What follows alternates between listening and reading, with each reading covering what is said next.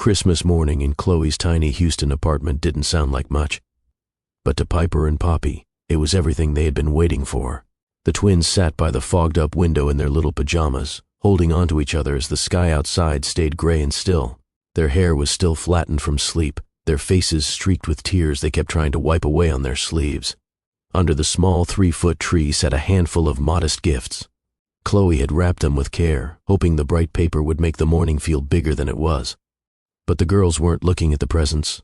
Their eyes stayed fixed on the front door, the one their father had promised he'd walk through first thing in the morning. Chloe crouched beside them with a gentle hand on each little back. Sweethearts. Maybe he's just running late. The words were soft, but they hung in the air, heavy and fragile. The twins didn't answer. Piper's lower lip quivered, and Poppy pressed her face into her sister's shoulder. Their silence said what Chloe already feared. They didn't believe her, not anymore. Inside, Chloe fought to keep her voice steady. She had spent all week rehearsing how to fill the emptiness of this moment. Pancakes shaped like Santa hats, a few small gifts, extra hugs, but nothing she planned could compete with the one thing her daughters wanted most, a father who kept his word. 10 minutes passed, then 20. No knock, no call, just the soft sound of two little girls trying not to cry on Christmas morning. Chloe swallowed her own heartbreak and pulled them into her arms. "It's okay. We're okay," she whispered, even though her voice wavered. But before she could finish comforting them, knock, knock, knock. A sharp, confident knock sliced into the silence. Piper gasped. Poppy lifted her head, eyes wide. Chloe froze completely, breath halted, heart thudding. Was it him? She rose slowly, almost afraid to hope, and approached the door. Her hand trembled as she unlocked it. The girls held onto each other tightly, watching with anxious eyes. Chloe opened the door, and her world shifted in an instant. A tall man stood there, dressed in a charcoal coat against the December chill. In one arm, he held a giant wrapped Christmas box. Beside his feet sat a bright red Santa sack filled to the brim. His face was calm, warm, almost gentle. "Good morning," he said. "Merry Christmas." It wasn't the girl's father. It was Daxton, a billionaire CEO she had never met, standing at her door as if he belonged in the middle of her most painful morning. Welcome back to Stories by Mr. Flex, where life's most powerful lessons come wrapped in unforgettable tales. If you're new to this family, thank you for joining us. Please hit the subscribe button because it helps us share stories like this on YouTube. The screen snaps back in. No build-up, no warning. Piper's scream of joy breaks the silence of the room as wrapping paper flies across the carpet. Chloe's hand covers her mouth as she watches her daughter pull the lid off a massive, pink dollhouse, the exact one she had circled in a holiday flyer weeks ago. "This is it. Mommy, this is it," Piper shouts, bouncing on her toes, her earlier tears forgotten. On the other side of the living room, Poppy stomps excitedly, her little shoes lighting up with every step. Gold stars flash with each jump as she twirls in a circle. "They sparkle, look at my shoes, they sparkle." Poppy cries, spinning fast enough to make her braids whip through the air. Chloe stands frozen, overwhelmed. A few breaths ago, her daughters were heartbroken. Now they were glowing, laughing, dancing, shouting, as if the morning had never hurt them at all. She isn't sure when the tears begin falling again, but they do.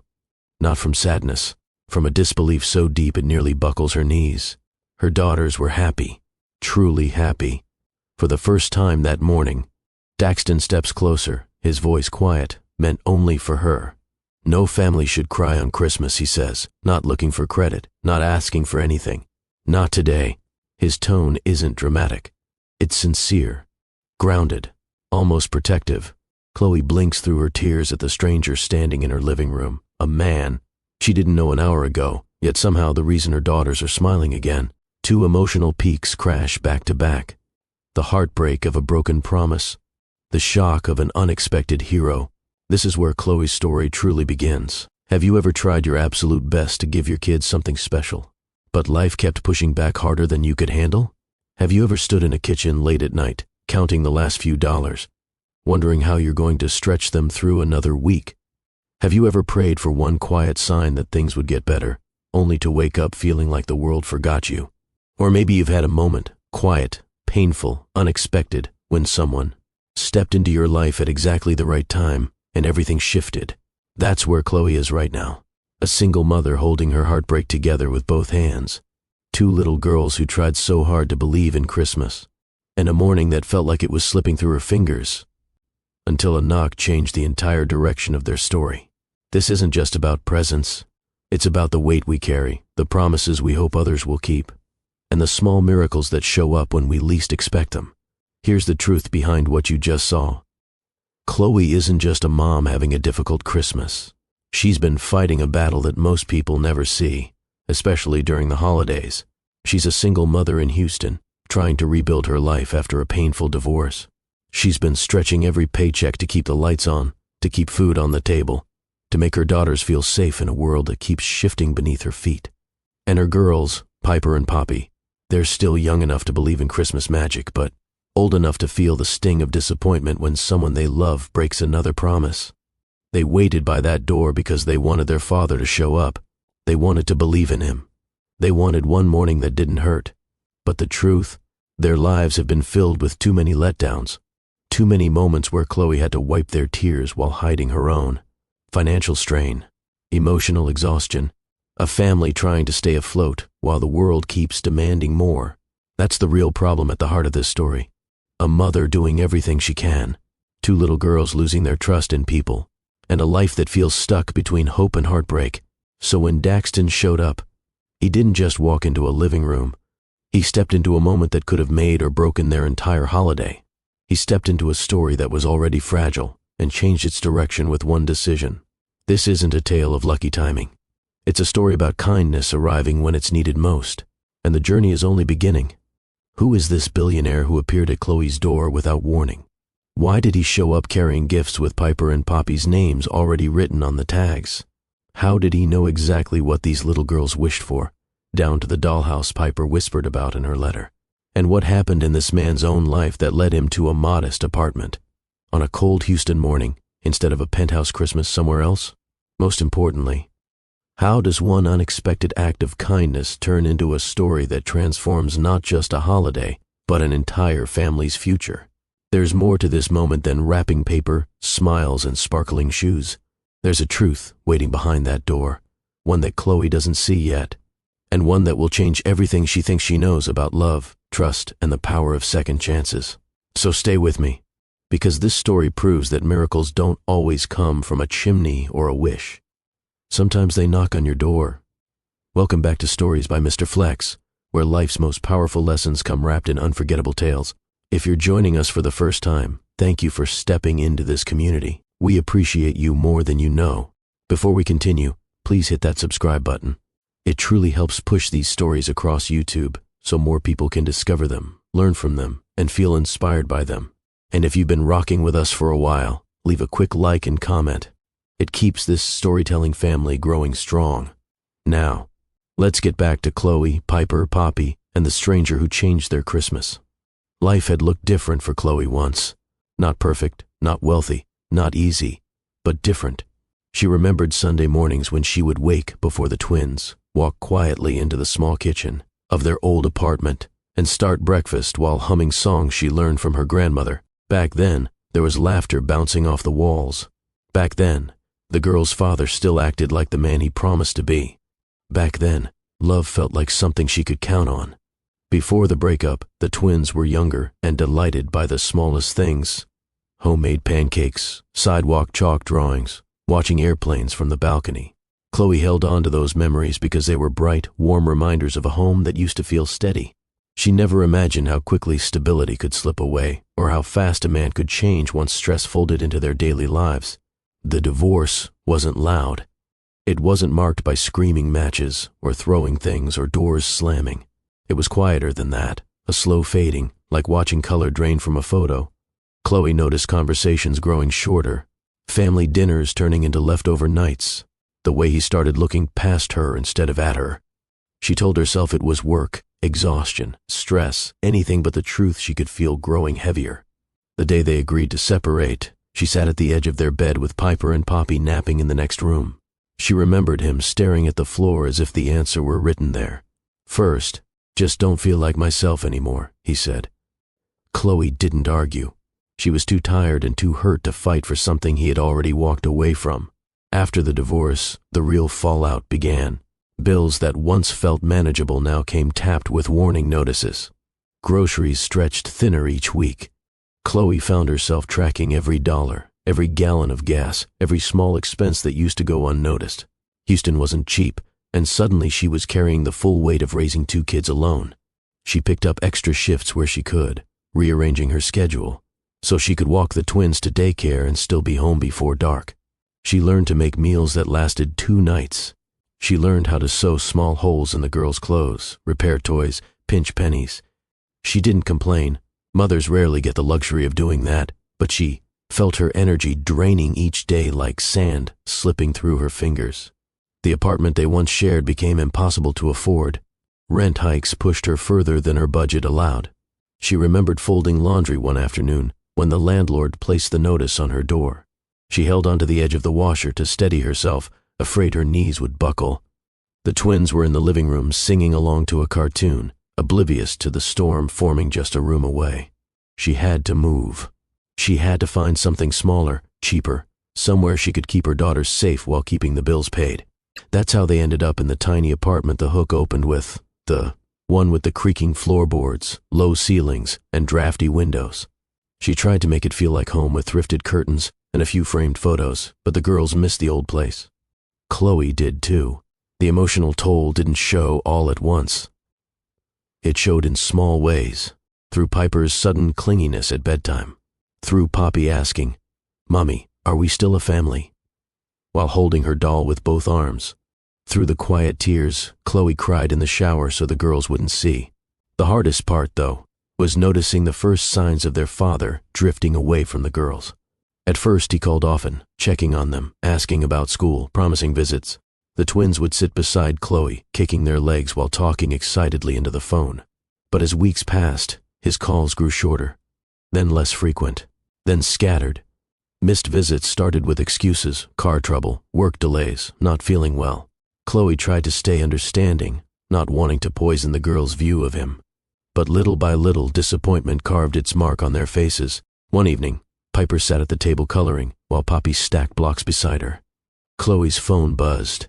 She read the message quietly. "Can't make it tonight." Something came up. She felt her chest tighten. Before she could decide how to tell them, Piper looked up at her with hopeful eyes. "Mommy, is he still coming?" The question cut deeper than Chloe expected. She knelt beside her daughter and stroked her hair, searching for words that didn't hurt. "Not tonight, sweetheart, but he loves you." Piper nodded slowly, her mouth forming a small, tight line. Poppy came over and leaned against Chloe's shoulder as if she could sense the heaviness without understanding the details. In that moment, Chloe realized that her own heartbreak was nothing compared to the weight her daughters were starting to carry. Life before the breakup felt distant now. The man who once shared that life seemed distant too. And Chloe, a mother determined to keep her girls safe, kept pushing forward, not knowing that the hardest Christmas of their lives was approaching, and that a stranger's knock would shift everything they believed about hope. December arrived with a chill that made the windows whistle in Chloe's small apartment.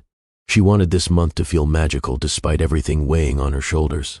She told herself she could still build a warm Christmas for her daughters, even if money was tighter than ever. That's how the 3-foot Christmas tree entered their lives, a clearance find, at a discount store, leaning slightly to one side but smelling faintly of pine. The twins didn't care that it looked small or worn. Piper gasped the moment she saw it, pressing her palms together like she had just discovered treasure. Poppy clapped her hands and jumped in place, the excitement spreading through her entire body. Seeing their joy made Chloe exhale a breath she didn't know she'd been holding. They spent the evening decorating the little tree with whatever they had. Chloe cut shapes out of colored paper and let the girls glue glitter onto the decorations. Piper reached carefully to place the star on top, a star they made from cardboard and foil from an old snack wrapper. When it finally rested at the tip of the tree, slightly crooked, the girls stepped back and admired their work with wide smiles. "This is the best tree ever," Piper declared. "It's perfect, Mommy," Poppy added, hugging Chloe's leg. Chloe held on to those words.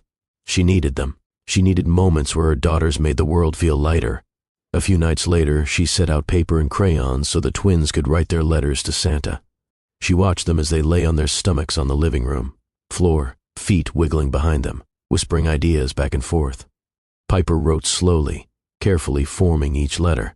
She asked Santa for the dollhouse she'd been staring at on a store display weeks earlier, but at the bottom of her letter, in smaller handwriting, she added, "I want a family day where nobody is sad." Chloe's throat tightened. She pressed her knuckles against her mouth for a moment, trying to steady her breathing. Piper didn't see the tears forming. She was too focused on drawing a candy cane in the corner of the page. Poppy, meanwhile, scribbled enthusiastically, her handwriting big and uneven. She asked Santa for shoes that light up so she could dance like the princess in her book. But after signing her name with 3 big hearts, she lifted her head and looked at Chloe with serious eyes. "Mommy, why are you sad sometimes?" The question landed like a soft blow. Poppy wasn't old enough to understand the complexities of what Chloe carried, the bills, the fear, the disappointment, the exhaustion, but she sensed it all the same, the way young children do. Chloe scooped her up immediately, hugging her tightly. "I'm not sad, sweetheart.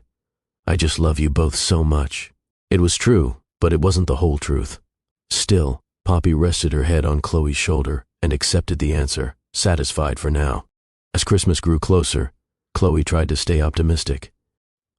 The twins' father sent a message promising he'd come Christmas morning with gifts. He wrote that he wanted to make up for missing the last few visits, that he wanted to see the girls smile again. Chloe read the message twice before responding. She didn't want to get her hopes up, but she also didn't want to deny the girls the chance to believe their father would show up. So she told them gently that he planned to come. Piper's face lit up instantly. "He remembered," she said, bouncing on her feet. Poppy hugged her big sister, chanting, "Daddy's coming! Daddy's coming!" Chloe tried to smile, tried to hold on to the possibility that everything could go smoothly. She wanted the girls to have at least one bright memory this year. She didn't want to see them disappointed again. Over the next few days, the energy in the apartment changed. Piper counted down the nights until Christmas morning. Poppy practiced showing her father a dance move she learned. They imagined what gifts he might bring, what stories he'd tell, how long he'd stay. Their excitement filled every small space of the apartment, spilling into Chloe's heart with equal parts hope and dread. One night, after the twins fell asleep curled against each other, Chloe sat at the edge of their bed and watched them breathe softly. Poppy's arm draped over Piper's chest, and Piper's fingers curled loosely around her sister's sleeve. The room was quiet, peaceful, almost glowing under the dim nightlight shaped like a moon. Chloe whispered into the stillness, barely audible even to herself. "Please, let this Christmas be good, just once. Please let something go right." She didn't know if she was praying, wishing, or simply releasing her fears into the air. She only knew that her heart felt stretched thin. She wanted her daughters to feel joy again. She wanted them to have a moment free from worry, free from the disappointment that had become too familiar. She stood and walked into the living room, looking at the tiny tree with its handmade decorations. She touched one of the paper ornaments gently. It rustled slightly under her fingers. The apartment felt quiet without the twins' voices, and Chloe suddenly felt the weight of every hard month pressing down on her shoulders. Tomorrow would be Christmas morning. Tomorrow would be the day she hoped her daughter's father would come through on his promise. Tomorrow held both hope and fear tangled together so tightly she couldn't separate them. Chloe inhaled deeply, steadying herself. She walked toward the window and looked out at the quiet Houston street below, where distant lights flickered from. Houses that probably held their own stories, some joyful, some exhausted, some fighting the same battle she was. "Please," she whispered again, "let something good happen." She didn't know then that her life was already moving toward an unexpected turning point. She didn't know her daughter's letters would reach someone else entirely. She didn't know that a stranger with a heavy heart of his own was about to knock on her door and change everything. Christmas morning arrived with a quiet stillness that sank deep into Chloe's apartment. Sunlight barely touched the living room through the thin curtains, leaving the small space chilled and muted. Chloe woke early, hoping the day would start gently, hoping she'd have time to soften whatever disappointment might come. She moved quietly so she wouldn't disturb Piper and Poppy, but the girls were already awake, sitting upright in their shared bed, eyes wide with anticipation. "Is he here yet?" Piper whispered, clutching her blanket. "Should we check the door?" Poppy added, her little feet already dangling off the side of the bed. Chloe swallowed the knot in her throat and offered a careful smile. "Let's go see, sweethearts." They walked into the living room together, the twins' hands gripping her fingers tightly. The little Christmas tree glowed softly with its handmade decorations, casting faint shapes on the carpet. The girls rushed to the door, almost tripping over each other. Chloe opened it slowly, praying she'd see him standing there with a smile. Maybe holding a small gift, maybe ready to make their morning bright. But the hallway was empty. No footsteps, no familiar voice, just stillness. Piper's face fell first. She blinked rapidly, trying to hold back her tears. Poppy's lip began to tremble as she looked back and forth between the quiet hallway and her mother's face. Maybe he's just late, Piper asked, her voice small. He said he'd come, Poppy whispered, as if repeating it could make it true. Chloe knelt beside them and gathered them into her arms. I know, baby. I know he said he would. She didn't offer excuses this time. She didn't try to cushion the blow with hopeful guesses. She'd done that too many times already, building small bridges over heartbreak that always collapsed beneath her daughter's feet. The moments that followed felt like watching something inside the twins break. Piper began to sob softly, rubbing her eyes with the back of her hand. Poppy curled into Chloe's chest, her small fingers gripping the fabric of her shirt tightly as tears slid down her cheeks. Chloe felt powerless, completely powerless, as she held both girls close. She wished she could undo every promise their father had made and broken. She wished she could shield them from the ache of this morning, but no amount of love could protect them from this particular disappointment. The girls cried gently at first, then harder, overwhelmed by the sense of being let down again. Chloe rocked them back and forth, whispering soothing words she wasn't sure she had the strength to believe. It's okay. Mommy's here. I've got you. But inside, Chloe felt the weight of all the mornings she had tried to fill in the gaps someone else kept leaving. She felt the weight of wanting to give her daughters a Christmas memory that didn't end in tears. Minutes passed like this, slow, painful, heavy. Eventually, the girls cried themselves into silence, their faces red and damp. Chloe wiped their cheeks and kissed their foreheads. She took a deep breath, preparing herself to move through the day as best she could, to make pancakes, or open the small presents under the tree to turn this heartbreak into something manageable. Then, knock, knock, knock. The sound cut sharply through the apartment. Not timid, not hesitant, a firm, confident knock. Piper sat up instantly. Poppy turned her head so fast her braids swung across her shoulder. Mommy, who is that? Piper whispered. Chloe's heart hammered in her chest.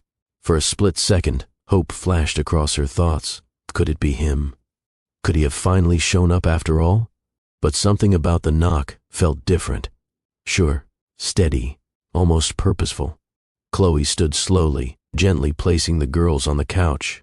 Stay right here, she told them softly. She walked toward the door, her breath tight in her chest.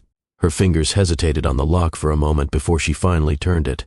She opened the door, and everything stopped. A man she had never seen before stood in the doorway, framed by the cold morning air. He wore a dark coat that contrasted sharply against the bright red sack resting at his feet. In his arms he held a large, beautifully wrapped Christmas box, the kind you'd see in holiday displays, not in tiny apartments like hers. His expression was calm, almost gentle. His presence filled the doorway without being intimidating. Good morning, he said softly. Merry Christmas. Chloe stared, confused, unsure, torn between surprise and caution. She instinctively stepped slightly in front of her daughters, who peeked over the couch with wide eyes. I'm sorry, she said carefully. Do I know you? Not yet, the man replied with a small, respectful nod. My name is Daxton. I think I have something for your daughters. He gestured toward the gifts with a quiet sincerity that Chloe wasn't expecting. No rush, no pressure, just a steady presence in the middle of her painful morning. Chloe hesitated. She didn't know this man, didn't know why he was here, didn't know how he knew. Her daughters' names, which were handwritten on the tags of the gifts he held. Her heart beat fast as she looked him over. He didn't appear threatening. He didn't push his way in. He simply waited, allowing her space to make a decision. Finally, with a slow breath, Chloe stepped aside just enough to let him enter. Okay, she said carefully. Come in. The moment he crossed the threshold, something shifted in the room. The air felt different, lighter, warmer, almost hopeful. Piper and Poppy looked at him with a mixture of awe and confusion. Daxton smiled gently and knelt down to their level, opening the red sack. "I heard you two were expecting Santa's helper today," he said softly. Their eyes widened, their shoulders lifted, and for the first time that morning, a spark of excitement returned to the twins' faces. The moment Daxton stepped inside, the air in the apartment shifted, not dramatically or loudly, but in a way that made Chloe realize how tense she'd been all morning. The twins, still damp-cheeked from crying, hovered close to her legs as if trying to balance their hope with their fear. And Daxton, unfazed by the humble space, gently set his large Christmas box on the floor and nudged the red sack beside it. He crouched down to the twins' height, his voice warm but soft. "Piper, Poppy, I think Santa gave me strict instructions. These are for you." Piper's breath caught. Poppy clutched Chloe's pajama shirt with one hand while reaching out with the other, drawn to the bright wrapping paper like it held all the answers their morning had taken away. Chloe swallowed hard. Minutes earlier, both girls had been folded into her arms, sobbing over broken promises. Now, their expressions slowly awakened into something she feared they'd lost: wonder. "Go ahead," Chloe whispered, brushing Piper's shoulder. "You can open them." Daxton slid the biggest wrapped box toward Piper. She hesitated only a moment before tearing into the paper with shaking hands. The sound of ripping wrapping paper filled the quiet living room. Chloe held her breath. As the lid of the box came loose, Piper froze. Then her mouth opened in a silent "oh." It wasn't just any dollhouse. It was the exact model she'd circled in that store flyer. The one she'd talked about in her Santa letter. The one Chloe had told herself she'd buy one day, even though she knew deep down she couldn't. The dollhouse. Piper whispered, "Mama, it's the dollhouse." Her voice cracked the smallest bit, and Chloe's vision blurred. "Yes, baby, it is." Piper didn't scream, didn't jump. She just leaned forward and wrapped her arms around the box as if hugging a long-lost friend. Daxton smiled gently. "Santa said you'd been asking for that one for a long time." Poppy tugged at his sleeve next. "Is there one for me?" Daxton reached into the red sack and handed her a glittery shoebox-shaped package. "I think these might be for you." Poppy tore the paper open, fast, chaotic, excited, and gasped at the sparkly shoes inside. Silver and gold stars shimmered across them, and tiny lights flickered when she pressed the soles.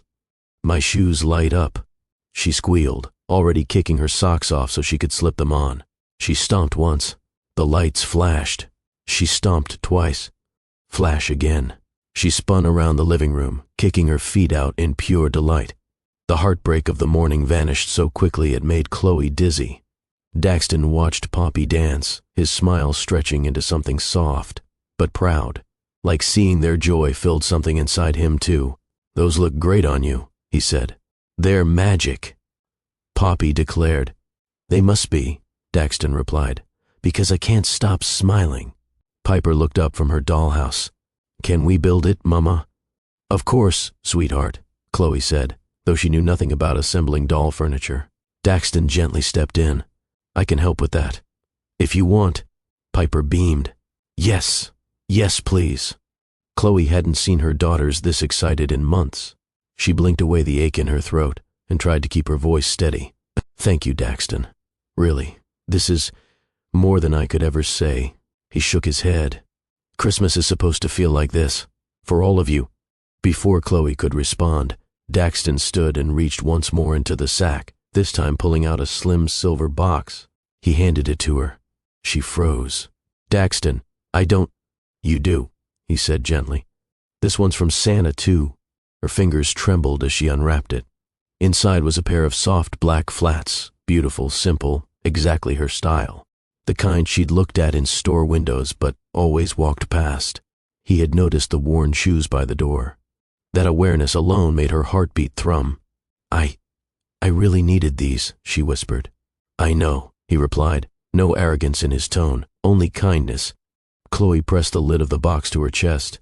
Tears threatened again, but this time for entirely different reasons. The twins were too busy to notice. Piper sorting the dollhouse pieces, Poppy stomping in, circles.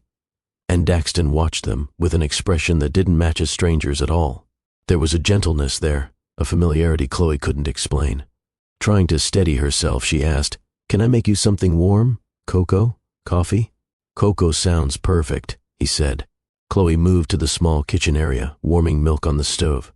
She kept glancing back at the living room, at this man kneeling beside her daughters, listening, as Piper explained how the tiny plastic staircase should face this way, not that way, at Poppy showing off every single blink of her light-up shoes.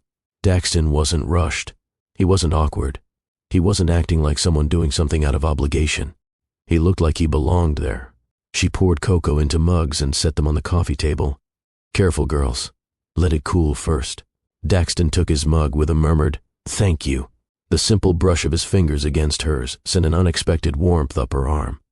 She hadn't felt something like that since, well, she couldn't remember.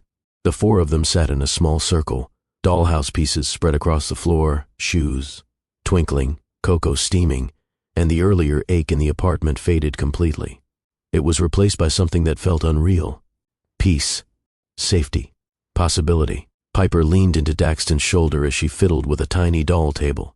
Poppy played with a teddy bear he pulled from the sack. Chloe sat back, watching it all unfold, trying to process how a morning that began in heartbreak was now filled with laughter and warmth. Daxton noticed her watching and whispered softly, "No family should cry on Christmas, not today." Chloe swallowed past the lump in her throat. "You've changed everything for us." "No," he said, eyes gentle. "I just opened the door. You and the girls brought the joy." For the first time in months, Chloe believed something good might actually be beginning. And it all started with one unexpected knock. The cocoa warmed their hands, but the laughter warming the apartment ran even deeper. Chloe watched as Piper leaned comfortably against Daxton, carefully, placing miniature furniture into each floor of her new dollhouse. Poppy kept tapping her light-up shoes, proud of every flash.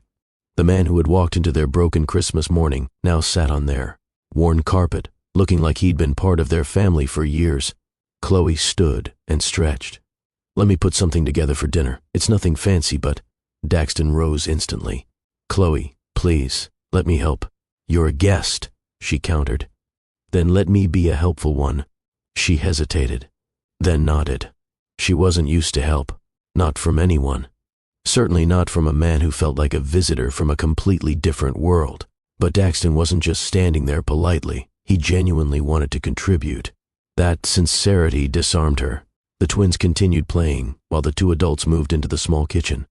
Chloe pulled out what she had planned, a leftover casserole and a few rolls she'd saved for today. Nothing glamorous. She braced for judgment. Daxton's eyes softened. "Smells good already. You're just being kind." "No," he said. "I mean it." She looked at him, really looked, and saw no trace of pity, only respect. Working together in her cramped kitchen created a closeness she didn't expect. Daxton helped warm the food, passed plates, and joked lightly about how he'd once burned water trying to cook pasta. His presence filled the apartment in a quiet, reassuring way. Nothing about him felt forced. When the food was ready, the girls rushed to the table. Piper insisted on sitting beside Daxton, proudly showing him how she could cut her own casserole with her fork. Poppy climbed into the chair on his other side, propping her sparkly shoes on the rung beneath her feet. Daxton gave Chloe a helpless but amused glance. He had been officially claimed. Dinner was simple, but it felt like a feast to the twins.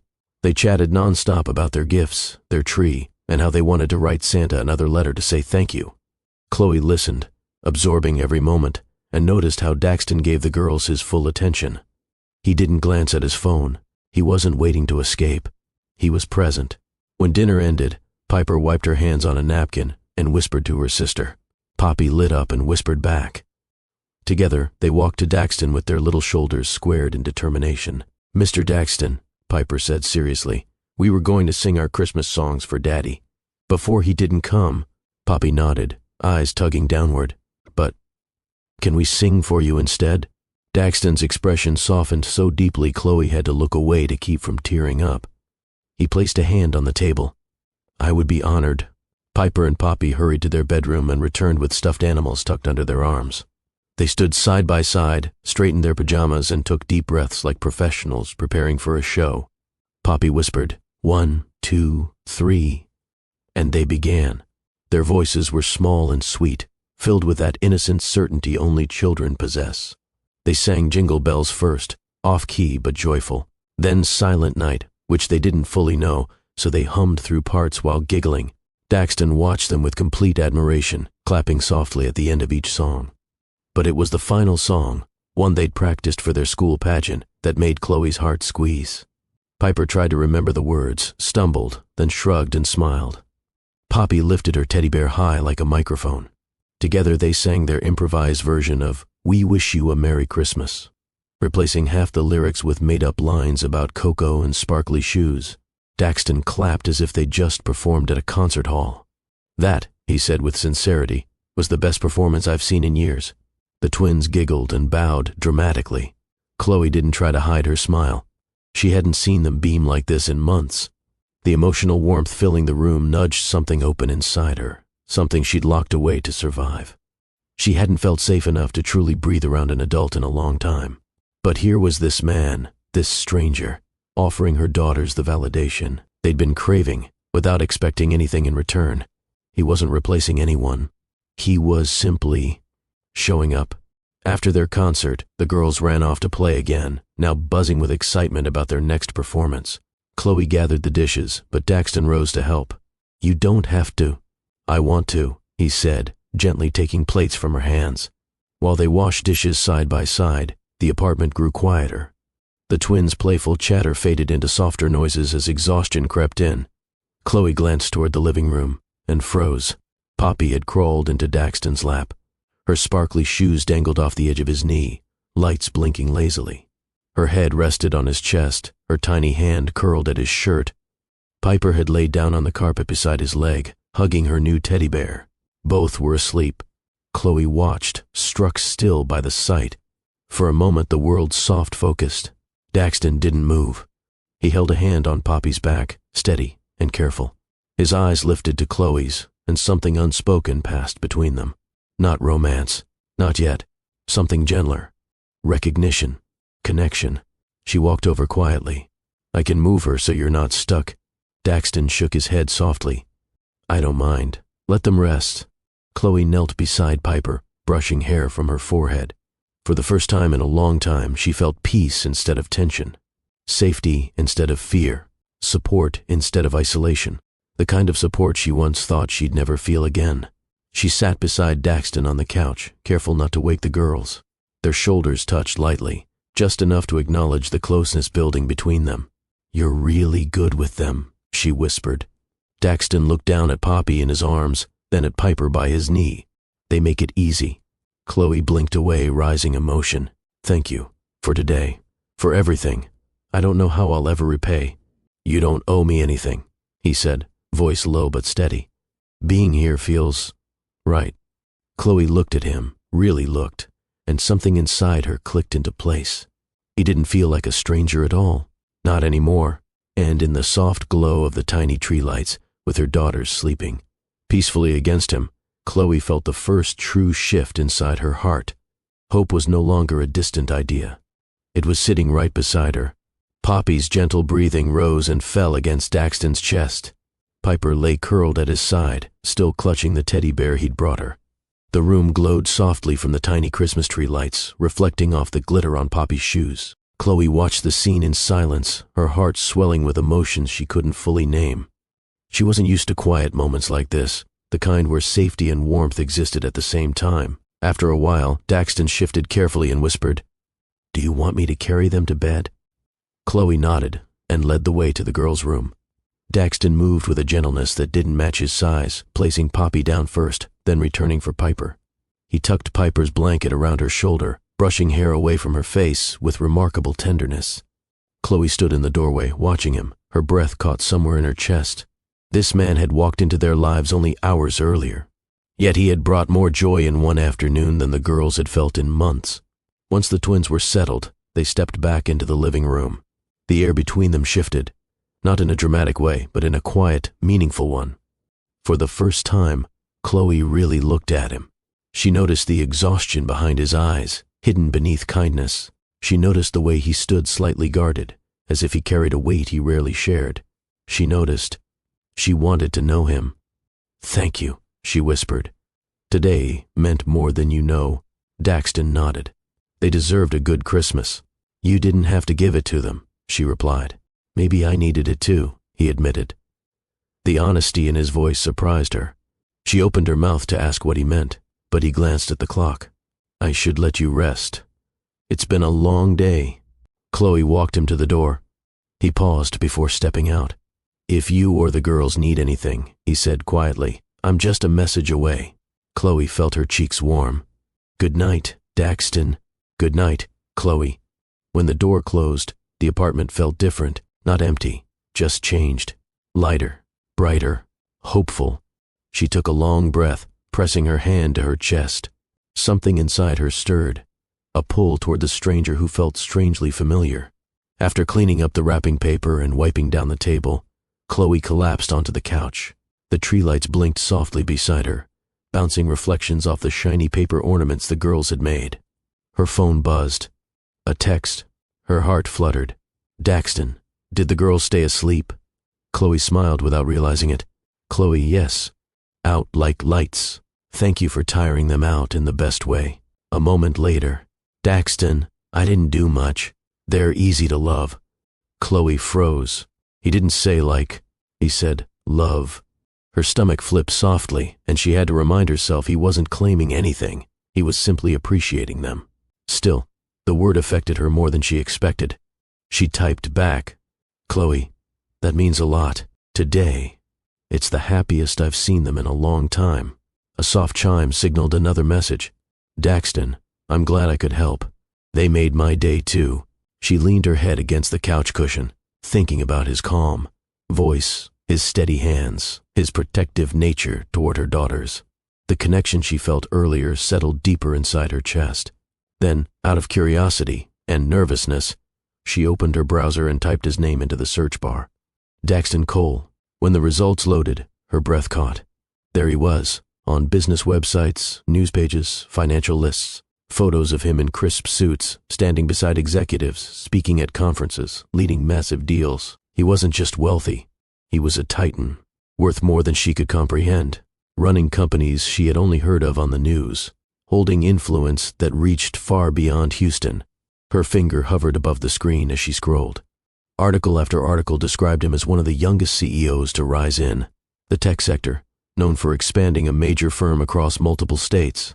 Chloe stared at the pictures, his strong posture, serious expression, the confidence he carried in every public setting. But that wasn't the man who knelt on her living room floor building dollhouse furniture. That wasn't the man who held Poppy until she fell asleep. That wasn't the man who said, "They're easy to love." He seemed like two completely different people, and yet both versions fit perfectly together. Her phone buzzed again. "Daxton, I hope I didn't overstep today. I didn't want to make you uncomfortable." She exhaled a laugh of disbelief. Of all the things he could worry about, that was the last on her list. "Chloe, no you didn't. You made the day beautiful." There was a pause, longer this time. Then, "Daxton, good. I wanted your daughters to feel cared for today. And you too." Chloe's stomach fluttered again, more intensely this time. She wrapped her blanket around her legs, curling deeper into the couch. Why was he like this? Why did he care? Why did it feel so natural talking to him? She typed slowly. "Chloe, why did you come today, Daxton?" "Really?" Another pause. Then, "Daxton, because I got their letters. And because something in me knew I needed to be there." Her breath caught. He felt something too. Chloe stared at the tree lights shimmering beside her, letting his words settle into every fragile part of her heart. She typed, "Chloe, I'm glad you came. More than you know." The reply came almost instantly. "Daxton, me too." Silence filled the apartment, but a new kind, warm, humming with possibility. Chloe realized something unmistakable. She wanted him in their lives. She wasn't scared of the thought. She didn't second-guess it. She didn't try to push it aside. The feeling came naturally, as gentle and steady as his presence in her home. Chloe hugged her blanket tighter and whispered to the quiet room, Maybe this is the start of something." It wasn't a hope. It was a certainty. Daxton had stepped into their broken Christmas like a miracle, wearing a dark coat and gentle eyes. And Chloe's heart, for the first time in a long time, felt like it was waking up. The day after Christmas moved slower than usual. Chloe woke to the soft hum of the heater and the faint memory of her late-night conversation with Daxton. His words replayed in her mind as she stepped into the kitchen, still barefoot. still wrapped in the aftermath of emotions she hadn't felt in years. She checked on the twins, who were already awake and building new rooms inside Piper's dollhouse. Their laughter filled the apartment with a brightness that hadn't visited their home in months. Then her phone buzzed. She didn't need to check to know who it was. "Daxton, good morning. Are the girls up?" Chloe smiled. "Chloe, yes, they're building a mansion out of that dollhouse. Daxton, perfect. I was wondering, would you and the girls like to go out tonight? There's a Zoo Lights event in Houston. I think they'd love it." Chloe froze for a moment, struck by how easily the invitation fit into her day, as if he were already part of their routine. She hesitated, not because she didn't want to go, but because part of her still feared accepting anything good too quickly. But then she heard Piper call, "Mommy, come look at this new kitchen we made." And Chloe typed, "Chloe, we'd love to go." The twins nearly burst when she told them. "What do we wear?" Piper asked, running to her dresser. "Is it outside? Will there be animals?" Poppy asked, bouncing on her heels. "Yes, baby. Animals with lights everywhere." Chloe laughed. The excitement filled the apartment like sunlight. The girls dressed in their warmest clothes while Chloe stood in front of the mirror, second-guessing everything she put on. She settled on a soft sweater and jeans, something comfortable but presentable. She didn't want to look like she was trying too hard, but she didn't want to look like she wasn't trying at all. At 5:30 p.m., a knock sounded at the door. Piper gasped. "He's here." Poppy sprinted to the door before Chloe could stop her. When she opened it, Daxton stood there wearing a dark jacket and a gentle smile that somehow made the hallway feel warmer. His eyes softened the moment he saw the twins, and something inside Chloe fluttered unexpectedly. "You ready for some magic tonight?" he asked the girls. "Yes," they both shouted. Chloe grabbed her bag and stepped into the hallway. As she locked the door, she felt Daxton's gaze on her. It wasn't bold or intrusive, just warm, curious, present. "You look great," he said quietly. Her cheeks warmed. "Thank you." The drive to the zoo was filled with the twins' voices, asking Daxton endless questions. Which animals would glow? Would the lights move? Would there be music? Daxton answered every question with patience and interest, as if this evening was the most important thing he could be doing. When they arrived, the entrance glowed with arches of blue and gold lights. Organ music played softly in the distance. Families walked through the illuminated paths, their faces lit in soft colors. Piper and Poppy grabbed Daxton's hands without hesitation. Chloe froze for a moment, stunned by how natural it looked, her daughters holding onto a man with such comfort, as if they'd known him their whole lives. Daxton glanced at Chloe, sensing her pause. "Is this okay?" he asked quietly. She nodded. "Yes, it's really okay." Inside, the zoo transformed into a world of shimmering tunnels, glowing animal sculptures, and twinkling trees. The twins squealed at every display. Poppy tugged Daxton toward a giant elephant, made entirely of purple lights, while Piper pointed to the glowing tigers nearby. Daxton didn't rush them. He didn't check his phone. He didn't act like someone just being polite. He acted like someone who cared. Chloe walked behind them, watching the way he leaned down to answer Piper's questions, how he lifted Poppy so she could see the lanterns hanging. From the trees, how the girls kept looking back at her with grins so wide. They didn't even look like the same children from Christmas morning. They looked healed. Halfway through the zoo, they stepped into a tunnel of thousands of white lights overhead.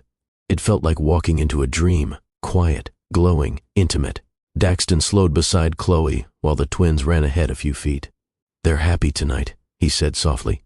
"They are," Chloe replied. "You did that?" "No," he said, eyes fixed on her. "You did. I'm just glad I got to see it." Chloe's breath caught. Something about the way he looked at her, steady, warm, full, made her heartbeat shift. The twins' laughter echoed down the tunnel, giving them a moment alone.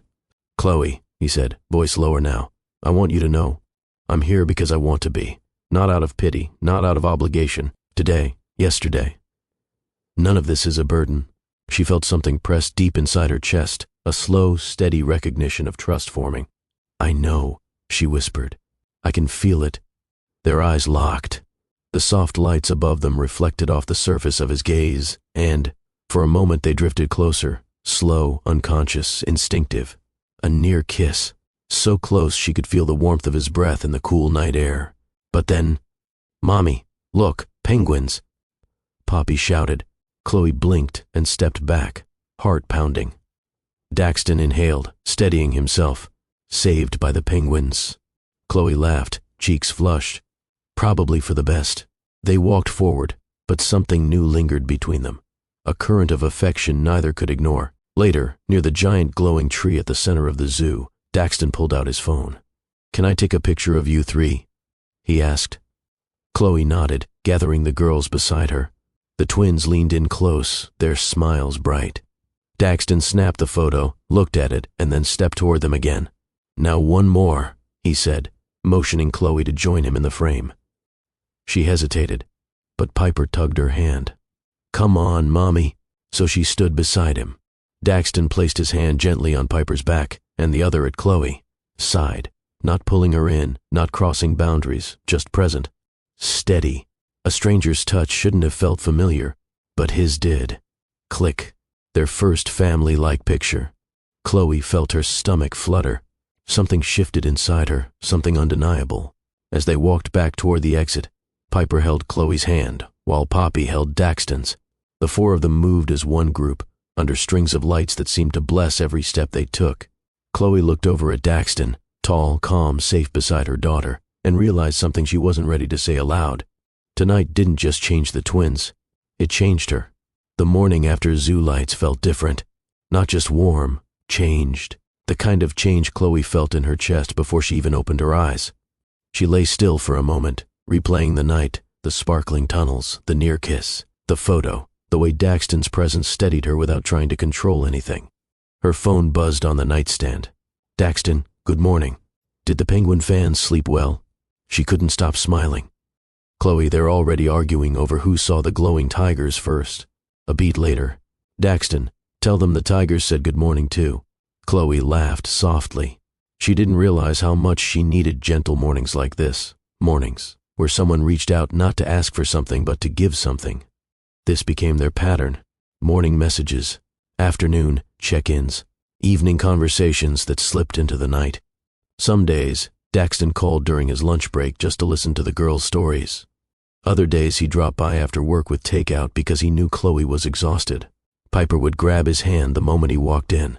Poppy would show him the latest renovation she added to the dollhouse. Soon, routines blended naturally. Not forced, not rushed, just steady. Daxton joined them for dinner twice that week. He picked up cocoa for the girls when it got cold. He helped Piper with a school craft project, carefully gluing tiny stars exactly where she wanted them. He braided Poppy's hair, terribly, but she loved it anyway. And at night, after the twins fell asleep, Chloe and Daxton stood in the doorway whispering about work, fears, dreams, everything. He was becoming part of their lives without asking permission. And Chloe was letting him, something she never thought she would do again. But with closeness came fear. It happened one night as they sat together on the couch, the TV playing quietly in the background. The twins had fallen asleep with their heads in Chloe's lap, and Daxton sat close beside her, his shoulder warming hers.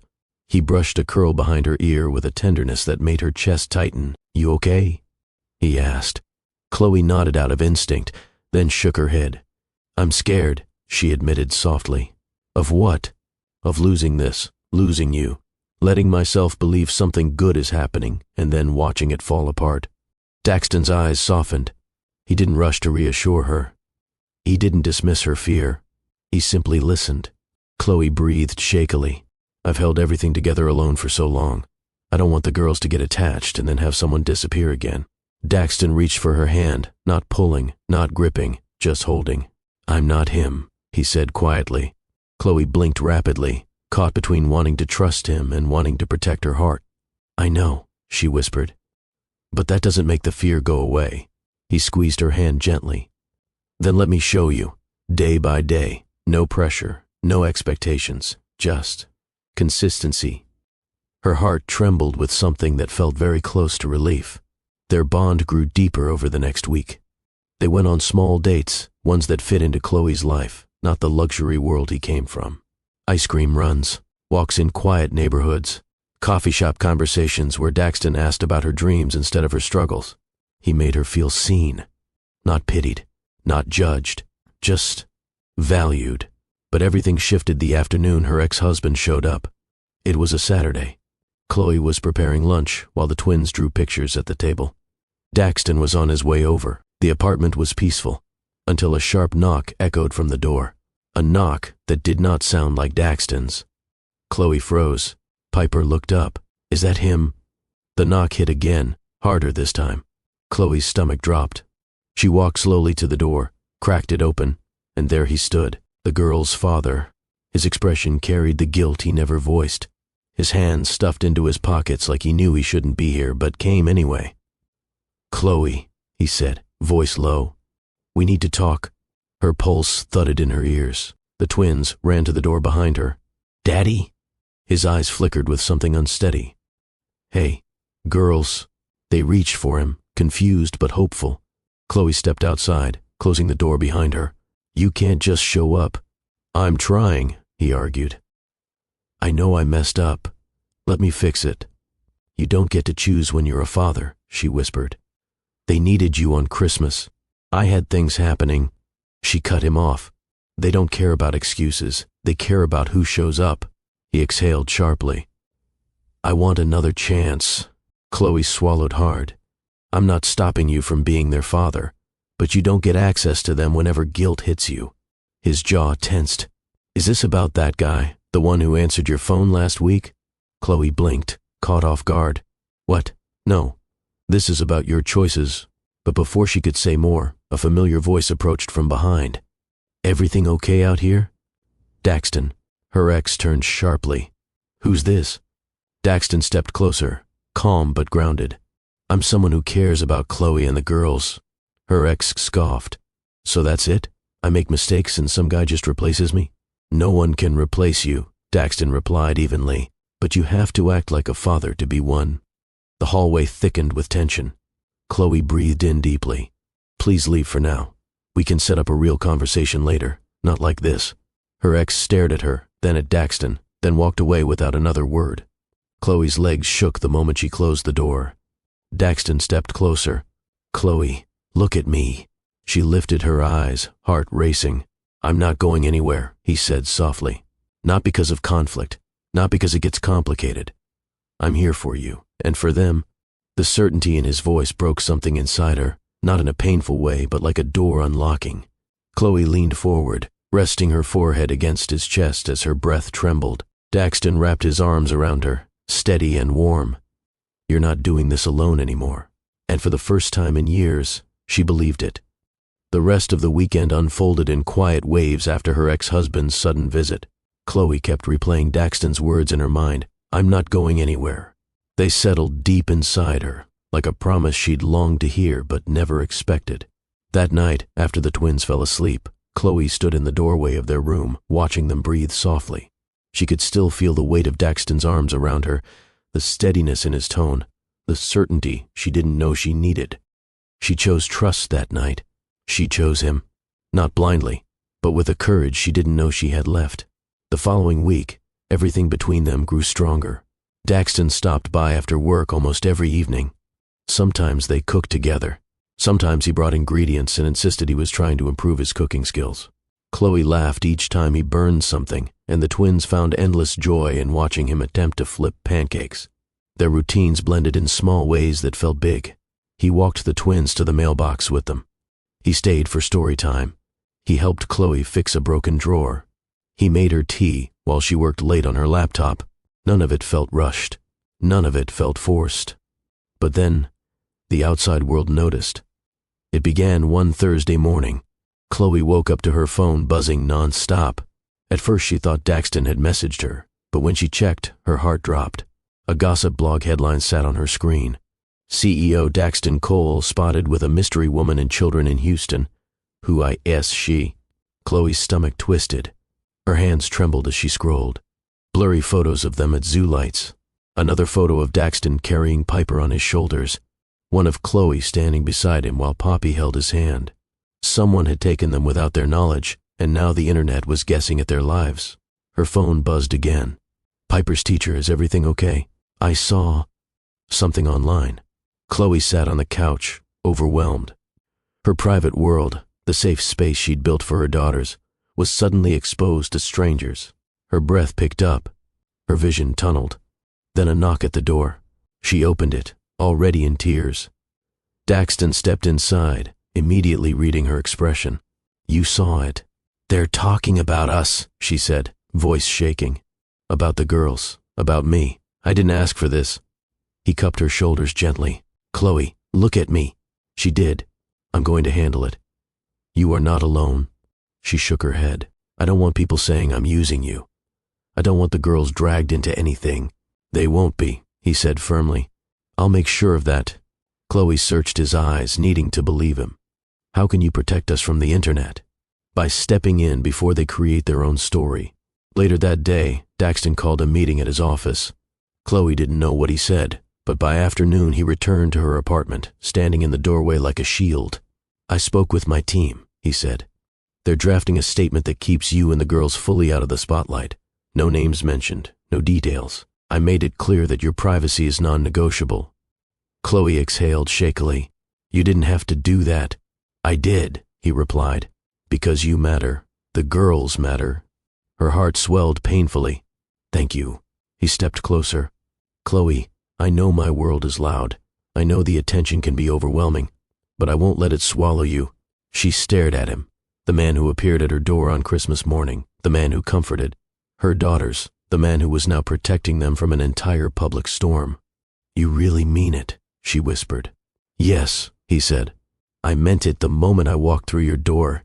As the days passed, Chloe grew stronger in her resolve. Instead of pulling away out of fear, she leaned into the trust she chose. Daxton matched her effort with consistency.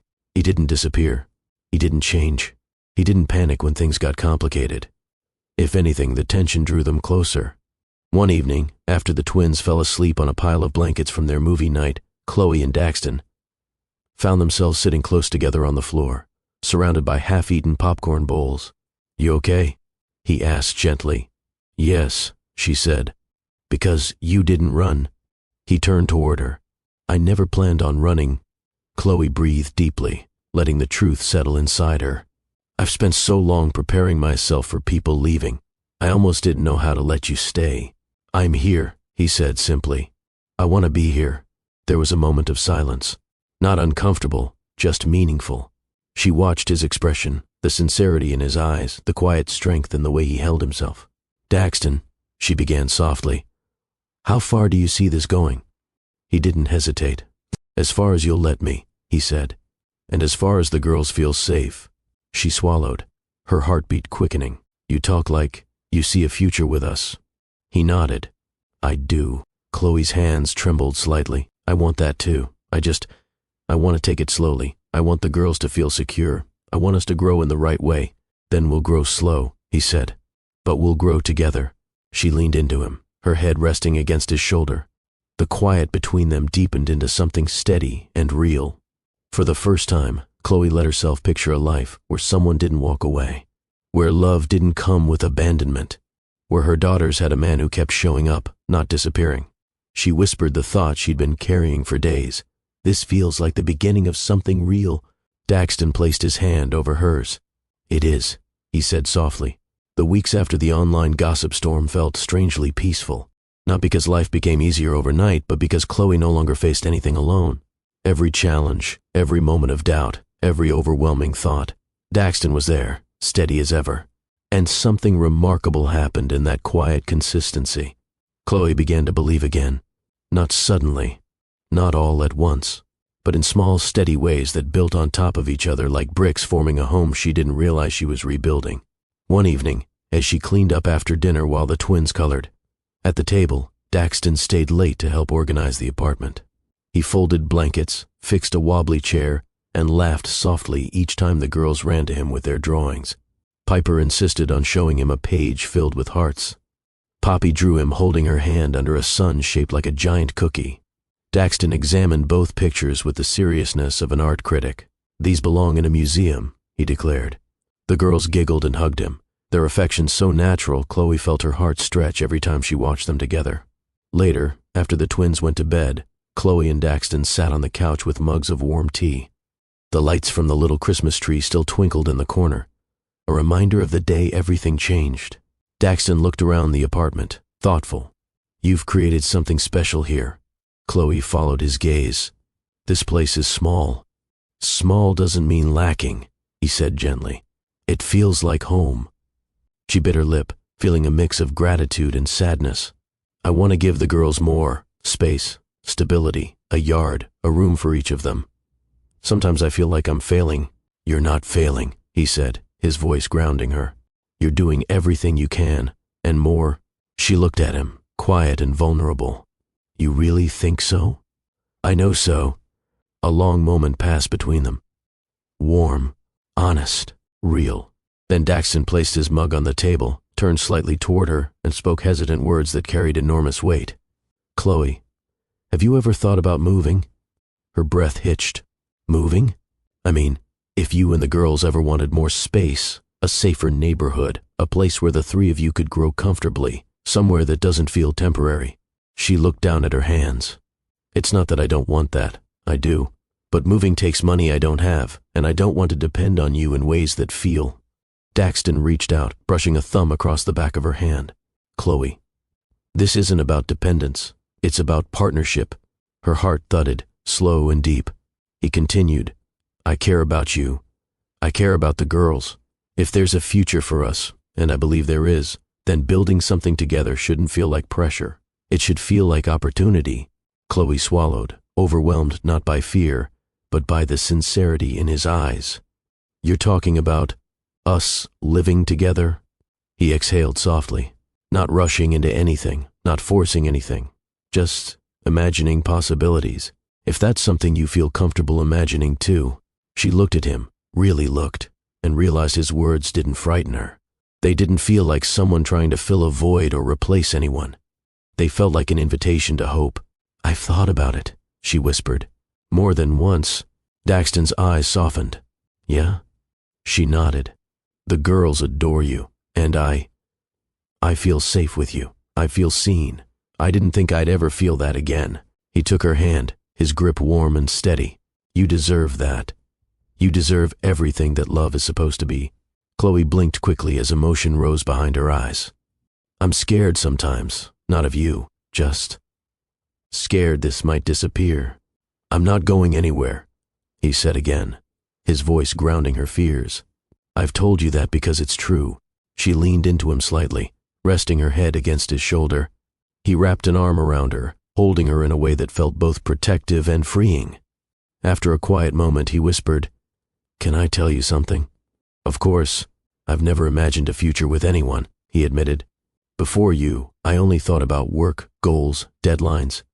But now, I picture things, dinners, mornings, holidays, laughing with the twins, coming home to something that actually feels like a home. Chloe's breath trembled. He paused, his voice deepening. I picture building a life with you. The room went quiet, except for the hum of the heater and the faint sound of wind outside the window. Chloe's heart felt full in a way she hadn't expected. She lifted her head and looked at him, her eyes shining. Daxton, she said softly, I think about that too. His thumb brushed her cheek, tracing a gentle line down her skin. Their faces were close, not rushed or desperate, but drawn together by something natural and undeniable. He leaned toward her, slow enough for her to pull back if she wanted to.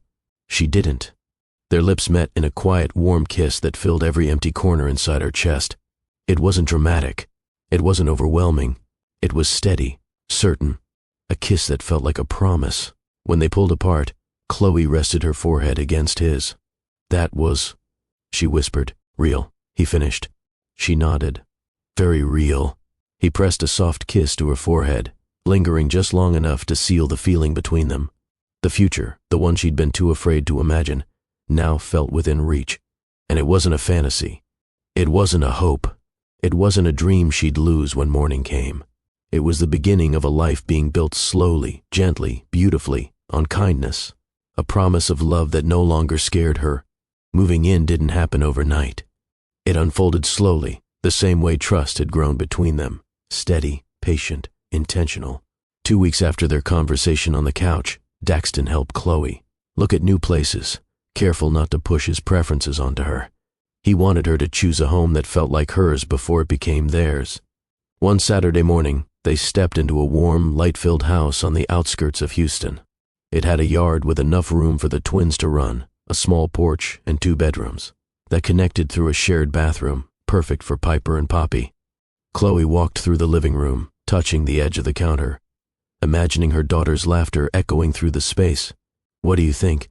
Daxton asked, watching her reaction instead of the house.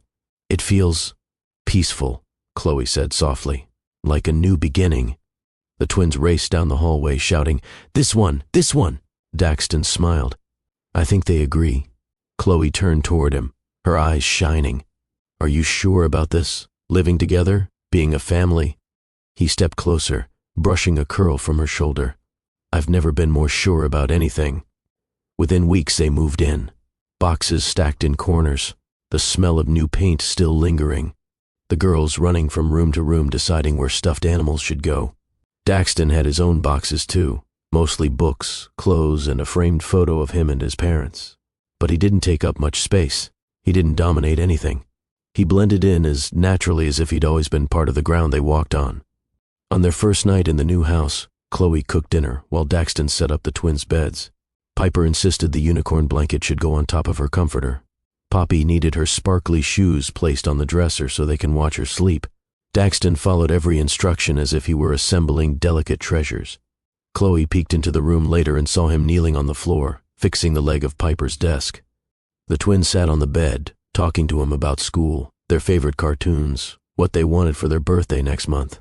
Piper tilted her head suddenly. "Can we call you something?" Daxton paused.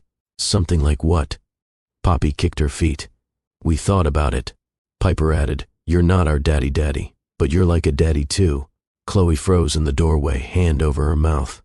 Poppy grinned. "So we want to call you Daddy Dax." Daxton's breath caught. His eyes softened with emotion so raw, it made Chloe's chest tighten. "Daddy Dax," Piper repeated softly. "If that's okay." Daxton swallowed hard, then nodded. "I would love that." "More than you know." The twins screamed with joy, tackling him in a hug. Chloe stepped away quietly, wiping tears she didn't expect. She leaned against the wall, overwhelmed by the sight, by the love growing in her home, by the man who had stepped into their lives with kindness and never once stepped back. That night, after the twins fell asleep, Chloe found Daxton sitting on the porch, staring at the yard under the moonlight. She sat beside him and leaned her head on his shoulder. "They love you," she whispered. "I love them too," he said quietly. Chloe's heart swelled. She had never imagined hearing those words spoken so naturally, so confidently. She turned to him, studying his profile, how calm he looked beside her, how rooted she felt next to him. That's when she realized it. Fully, completely, undeniably. She was in love with him. Not the butterflies kind of love. Not the unstable rush she once mistook for love, but the grounded, steady, healing love that grows slowly and intentionally, built on trust and presence rather than words alone. She whispered, "Daxton, I need you to know something." He turned to her, concern flickering. "What is it?" "I'm in love with you." The words didn't tremble. They didn't hesitate. They came out with a certainty she finally felt inside.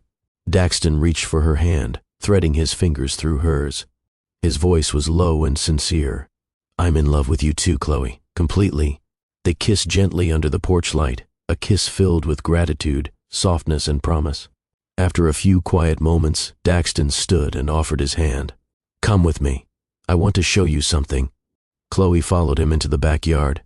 At the far end stood a large oak tree with branches stretching wide and strong. Lanterns hung from a few limbs, softly glowing like floating fireflies. Chloe stopped, stunned. "When did you?" "Earlier today," he said with a small smile. "I wanted this moment to feel right." He reached into his pocket and pulled out a small box. Chloe's breath hitched. "Daxton." He stepped closer, emotion thick in his voice. "Chloe, from the moment I walked into your apartment on Christmas morning, I knew something in my life had shifted. I didn't know where it would lead, but I knew it mattered." Chloe's eyes filled with tears. "You are strong, kind, brave. You love your daughters with everything you have, and you let me love them too." He opened the box, a simple, elegant ring. "Beautiful, without being loud. I want to spend my life learning how to love all 3 of you the right way."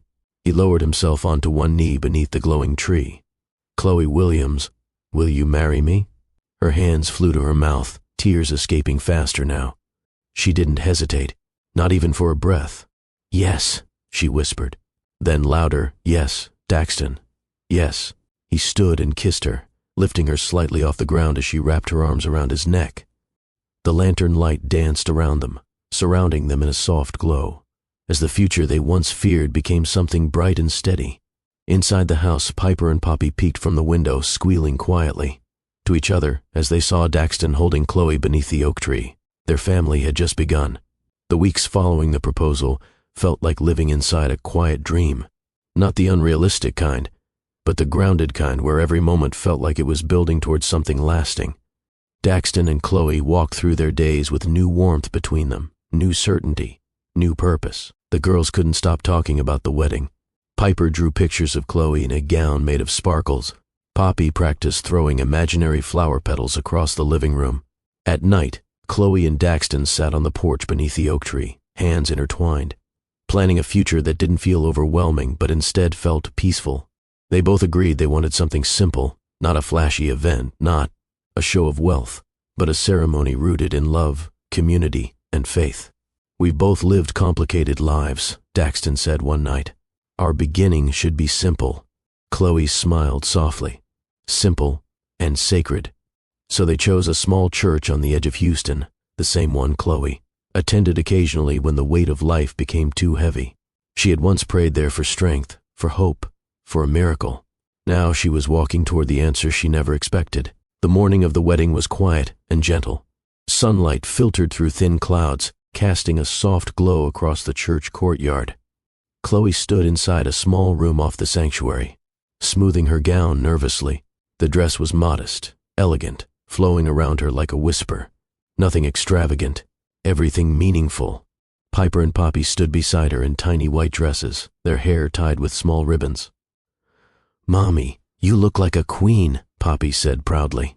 Chloe knelt and kissed her forehead. "You both look like angels." Her parents entered moments later. Her mother's eyes filled instantly. "Baby, you look beautiful." Her father embraced her gently, his voice low. "We're proud of you, and we're happy for you." A tear slid down Chloe's cheek. She had worried they might feel unsure about her remarrying, but the approval, the warmth in their eyes, steadied her heart. Behind the closed doors, soft music began. It was time. The ceremony was small, just family, close friends, and the twins' joyful whispering echoing through the pews. Daxton stood at the front of the church wearing a simple black suit that somehow made him look even more gentle, more grounded. When the doors opened and Chloe stepped inside, time seemed to still. Daxton's eyes softened in a way she'd never seen. Not overwhelmed, not surprised, just full. Poppy tugged Piper's hand and whispered loudly, "That's our mommy." The church chuckled softly. Chloe's cheeks warmed. As she walked down the aisle, she felt layers of her old life fall away. Loneliness, fear, heartbreak, replaced by the presence of something steady and new. Daxton reached for her hand the moment she arrived before him. His touch was firm, warm, sincere. The pastor began speaking about love built through kindness, trust, and commitment. Words that felt written specifically for the two of them. When it came time for vows, Chloe took a breath and spoke first. "Daxton, you walked into my life on a day that was breaking me. You didn't try to fix everything. You just showed up. You gave my daughters joy when they had none. You gave me hope when I didn't know how to feel again. Today, I promise to build a life with you based on honesty, tenderness, and faith in the good things we are creating together." Daxton's eyes glistened. He spoke next, voice low but sure. "Chloe, you changed everything I thought I knew about love. You opened a door into a world I never imagined, a world filled with laughter, with tiny footsteps, with late-night cocoa, with warmth I never felt before.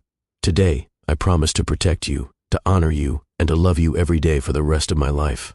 Piper and Poppy clapped loudly before anyone else could react. The pastor smiled. "By the power entrusted to me, I now pronounce you husband and wife." Daxton kissed her, gentle, certain, full of promise. The twins cheered. Chloe's parents embraced each other, and for the first time in what felt like forever, Chloe felt truly, deeply whole. After the ceremony, everyone gathered outside beneath the small oak on the church lawn. The twins twirled in their dresses while guests took photos. Daxton held Chloe close, whispering, "Welcome home." It wasn't a mansion. It wasn't a luxury ballroom. It was better. It was real. Within weeks, the adoption process began. Daxton sat with the twins on the couch, explaining everything slowly. "This means I get to love you forever," he said. "And it tells the world, you're my daughters in every way that matters." Piper hugged him tightly. "We already knew that." Poppy added, "Now they'll know too." Chloe watched them from the kitchen doorway, tears slipping quietly down her cheeks. The image was one she had prayed for without knowing it, a family built not from perfect beginnings, but from deliberate love. With stability came purpose. One evening, Daxton sat at the dining table with Chloe and said, "I want us to give back."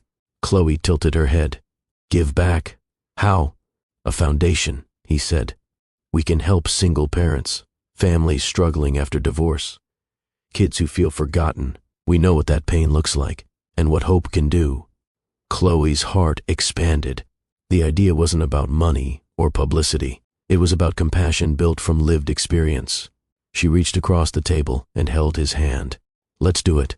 The Chloe and Daxton Family Foundation was born that night, not as a financial project but as a promise. A promise that no parent would feel alone the way she once felt. A promise that children would feel seen. A promise that kindness would ripple out from their home into the world. That night, after the twins fell asleep in their new bunk beds, Chloe and Daxton walked out to the oak tree in their backyard, the same tree where he had proposed. He wrapped his arms around her waist. "This is only the beginning."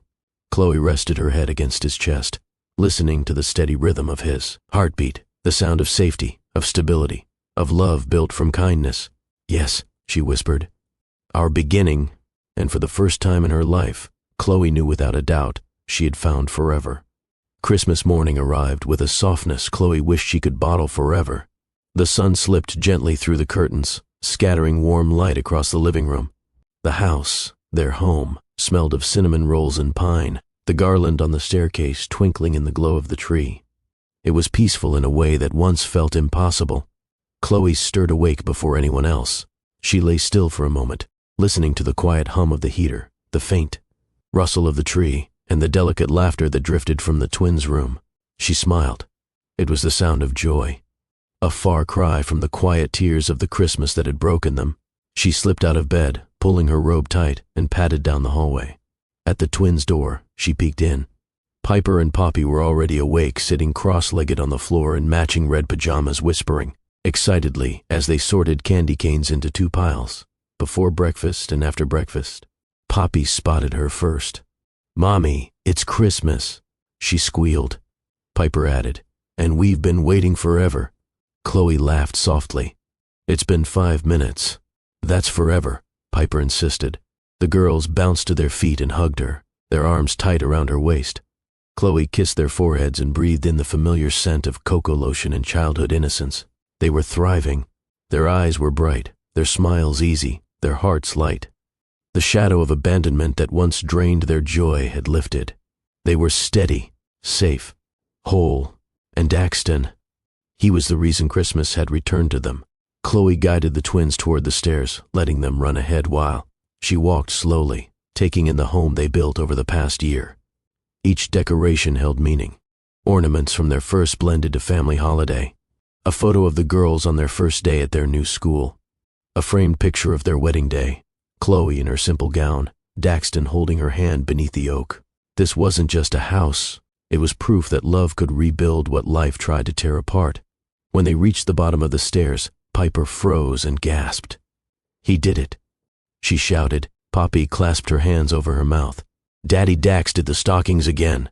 The fireplace mantel was lined with stockings, each one filled with small surprises. But what made the twins squeal was the new addition, a stocking stitched with gold thread that read, "Baby." Chloe felt her heartbeat flutter. She hadn't even told them yet. That moment was coming later, but Daxton had placed the stocking there as a promise of the joy to come. "Look," Piper pointed. "It's tiny," Poppy whispered. "Do you think Daddy Dax put candies in it, or tiny socks?" Chloe smiled, but didn't answer. She loved the curiosity shining in their eyes. She loved how their world had grown wider, safer, richer. Just as the twins reached for their stockings, Daxton appeared from the kitchen, carrying a tray of hot cocoa topped with whipped cream and marshmallows shaped like stars. "Merry Christmas," he said softly.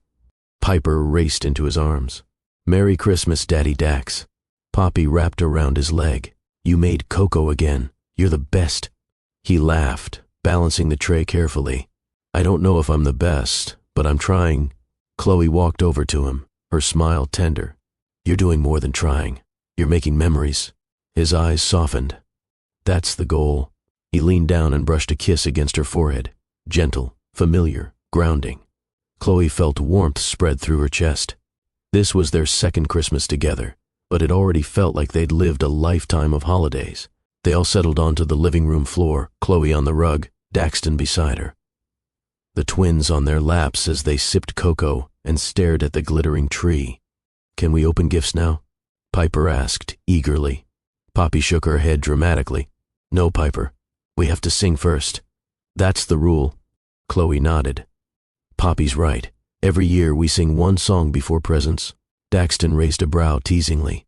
"Every year, huh? This is only year 2. Piper waved a hand. "It's still a tradition." They all laughed. So they sang, off-key, too loud, with lyrics that drifted into giggles. But it was perfect. It was theirs. A tradition that grew not from history, but from love. When the song ended, Chloe leaned back against the couch, watching her family, her daughters, her husband, with a quiet awe she couldn't shake. 1 year ago, she woke up in a cramped apartment surrounded by disappointment and unanswered promises. Her twins cried in their pajamas. The doorway felt empty. Her hope felt thin. She didn't know the world could change so completely. Daxton noticed her faraway look and reached for her hand. "What are you thinking about?" Chloe intertwined their fingers. "Just remembering how different everything was." He squeezed her hand gently. "And how far you've come." She corrected him softly. "How far we've come," because this wasn't just her rebuilding. It was all of them, weaving a new life together, one gentle moment at a time. Piper suddenly crawled into Chloe's lap. "Mommy, is this your favorite Christmas ever?" Chloe wrapped her arms around her. "It's the best Christmas I've ever had." Poppy climbed into Daxton's lap. "Mine too." "'Cause we have everything." Daxton smiled. "Everything?" Poppy nodded. "Mommy, Daddy Dax, us, and a new stocking." Chloe's heart skipped. Daxton winked at her, the secret between them glowing in the room like a warm candle. Christmas morning continued with gift wrapping flying through the air, with twin laughter echoing through. The house, with quiet touches between Chloe and Daxton that spoke to the journey they had walked. Chloe watched her daughters dance around the tree and thought, "This is what healing looks like. This is what hope feels like. This is what miracles do. They change everything." And her life, once shattered, was now a home filled with light. The gift-opening chaos was in full swing when Daxton stood up from the rug and walked toward the tree with a small velvet box hidden behind his back. The twins were too busy comparing their new coloring sets to notice, but Chloe caught the subtle motion. Her brows lifted. "What's that?" Daxton smiled. "A surprise." The twins gasped at the word surprise, spinning around like 2 tiny tornadoes. "For us?" Piper shouted. "For Mommy?" Poppy guessed. "For all of you," he said. That answer made Chloe pause. Her heartbeat fluttered with curiosity as Daxton returned to sit beside her. He placed the velvet box in her hands. "It's nothing fancy," he said softly. "Just something I've been wanting to give you when the moment felt right." Chloe traced the edge of the box. She wasn't a woman who needed lavish gifts. She knew that, and so did Daxton. What touched her was the tenderness in his voice, the meaning in his eyes. "Open it," he whispered. She lifted the lid. Inside lay a delicate gold necklace with 3 small charms, a tiny heart, a tiny star, and a tiny letter, C. Chloe's breath caught. "Daxton, it's beautiful." He touched the charms lightly. "The heart is for love, the star is for guidance, and the letter, well, that's for the woman who brought light into my life when I didn't know how to look for it." Before Chloe could speak, Piper leaned in so close her forehead nearly touched the necklace. "Mommy, that's so pretty." Poppy nodded quickly. "Mommy, put it on, With trembling hands, Chloe lifted the necklace and Daxton fastened it gently around her neck. She touched the charms as they rested against her skin, feeling their warmth. "It's perfect," she whispered. Daxton kissed her temple. "There's more," Piper gasped. "More." Poppy threw her hands in the air. "This is the best Christmas ever." Daxton laughed softly. "I think so too." He glanced at Chloe knowingly. "Ready?" Chloe nodded, though her pulse raced. She had waited weeks for this moment, the moment she could share the news that had filled her heart with hope and wonder. She looked at her daughters. They were sitting cross-legged on the floor, staring at her with wide eyes. "Girls," Chloe said gently, "Mommy has something very important to tell you." Piper sat up straighter. Poppy mirrored her, lips parted with excitement. Chloe took a breath. "You know how our family has been growing, and how Daddy Dax came into our lives and made us complete?" The twins nodded fiercely. "Well," Chloe smiled softly, her eyes glittering, "our family is going to grow again." Poppy blinked. "Like, grow how?" Chloe placed a hand on her belly. "Mommy is going to have a baby." Silence stretched for half a second, and then exploded. "What?" Piper shrieked, jumping to her feet. "No way," Poppy squealed, dancing in place. "A baby? A real baby?" Chloe laughed, nodding through tears. "A real baby, sweetheart." Both girls launched at her, hugging her belly first as if greeting someone who had just arrived. "Hi, baby," Piper said loudly. "We're your big sisters," Poppy added proudly. Daxton's eyes shone with emotion as he watched them. He knelt beside Chloe, resting his hand gently over hers on her belly. "We found out a little while ago," he explained to the twins, "and we wanted to wait until Christmas to tell you. Because you deserve the happiest surprise on the happiest day." Piper pulled away, staring at him with awe. "Daddy Dax, are you crying?" He chuckled softly, wiping under his eye. "Happy tears, kiddo. Very happy tears." Poppy hugged him around the neck. "We're gonna have a baby. We're gonna have a baby." The room filled with laughter, loud, bright, unfiltered. The kind of laughter that only comes when joy is too big to hide.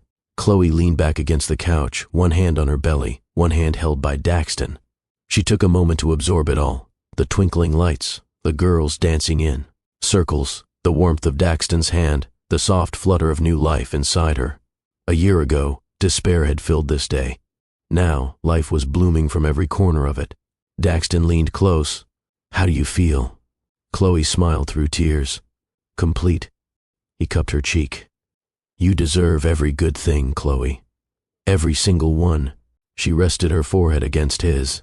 "We deserve this. All four of us. And now 5. He nodded, unable to speak for a moment. His emotions sat too deep for words. The twins ran over again, breathless. "Can we help pick the baby's clothes?"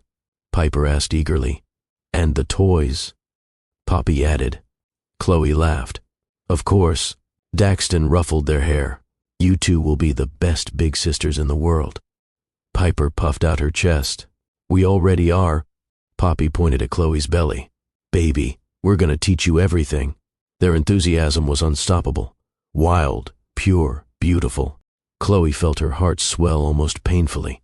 They weren't just happy about a baby. They were healed. Truly healed. The wounds left by broken promises, forgotten holidays, and lonely nights had closed completely. They had moved from yearning to fullness, from fear to security, from heartbreak to hope, from survival to love. Daxton wrapped an arm around Chloe's shoulders, pulling her gently into his side. "This family," he murmured, "is my greatest joy." Chloe kissed his hand.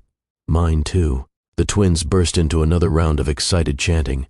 "Baby, baby, baby," and they all dissolved into laughter again, the room echoing with the kind of sound Chloe once thought would never return. She looked around, at the stockings, the gifts, the tree glowing softly in the background, at the man who had stepped into her world with unexpected kindness, at the daughters who now danced with hope instead of longing. Her past no longer held power here, not in this home, not in this moment, not in this life. This was a new Christmas, a new beginning, a new chapter built not from loss but from love. And the miracle growing inside her was proof that joy could follow. The darkest winters, if you were brave enough to let the light in. The excitement of the morning eventually settled into a gentle hush. as the glow from the Christmas tree shimmered across the living room. Torn wrapping paper lay scattered like confetti around the rug. Piper and Poppy were curled together on the couch, flipping through a picture book, their feet tangled beneath a shared blanket. Chloe sat on the floor, her back against the sofa, one hand resting on her belly without even thinking about it. Her heart felt full in ways she never knew were possible. Warm, steady, complete. Daxton joined her, sitting close enough that their shoulders touched. He didn't say anything at first. He simply breathed beside her, content, watching the twins whisper excitedly about all the things they wanted to teach the baby. Chloe let out a soft sigh, not from exhaustion, but from peace. "A lot can change in a year," she whispered. Daxton turned his head toward her. Everything changed. Chloe smiled. "Last Christmas, we woke up in that tiny apartment. The girls cried before breakfast. I didn't know how to fix their sadness. I didn't know how to fix mine." He brushed his thumb across the back of her hand. "You were doing your best. I felt like my best wasn't enough. But it was," he said, "because it brought you here. It brought you to this moment." She looked around the room, at the girls, at the tree, at their home that now echoed with laughter instead of heartbreak. She thought of sleepless nights, court dates, financial stretches, unanswered texts, and a door that once stayed empty no matter how much she wished someone would knock. And then she thought of this morning, of the necklace dangling at her throat, of the stocking stitched with gold thread, of the moment her daughters hugged her belly like it held the future itself.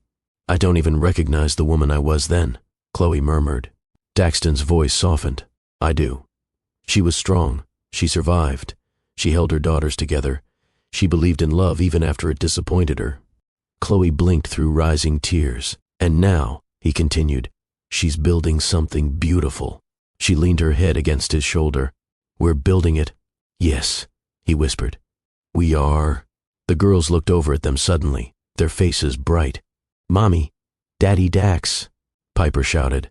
"Come sit with us. We want family story time," Poppy added. Daxton laughed as he stood, offering Chloe his hand. "Family story time it is." They joined the twins on the couch, squeezing together under the soft blanket. Piper opened the book dramatically. "This one is about a snow family," she announced. Poppy nodded. "And the baby snowflake." Chloe settled between her daughters, her belly rising gently beneath the blanket, while Daxton reached across to rest his hand on her knee. The simple contact steadied her in ways she couldn't explain. As the girls began reading aloud, stumbling over big words, giggling at silly phrases, Chloe watched them with a tenderness that bordered on awe. The twins weren't just reading a story. They were proof of one. Proof that pain could soften. Proof that disappointment didn't end the narrative. Proof that new beginnings sometimes started with footsteps outside a door. She remembered standing in her kitchen 1 year ago, holding back tears while stirring cocoa, her hands shaking as she tried to keep the morning from falling apart. She remembered the knock that startled her.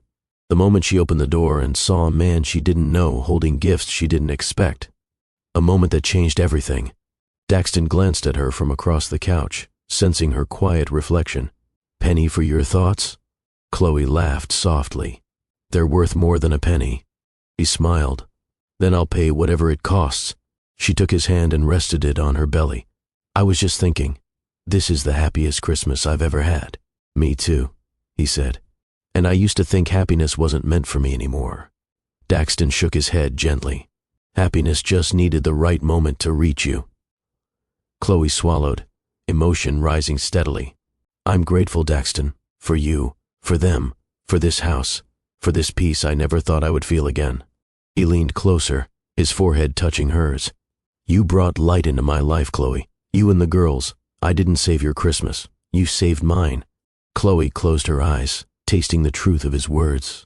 Outside, soft snowflakes began drifting past the window, rare for Houston, delicate as magic. Piper gasped and ran to the glass. "It's snowing. On Christmas. Mommy, look." Poppy jumped beside her.